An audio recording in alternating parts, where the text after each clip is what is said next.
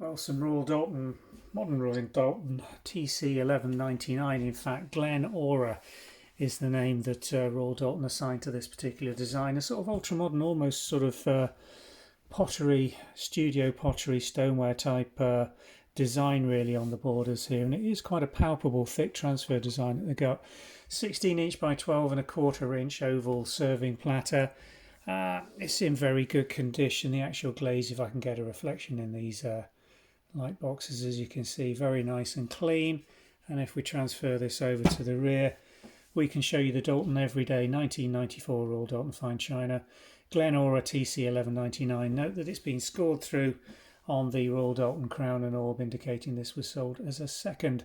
Oven safe, dishwasher safe, microwave, and chip resistant. Don't know quite what that means. Chip resistant, I suppose. It's tough. Is it made of ironstone? It probably is.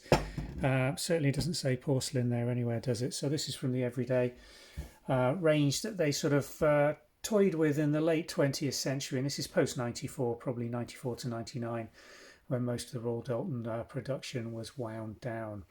We've got two of these available, both marked as seconds. I can't see why they're marked as seconds, to be honest with you.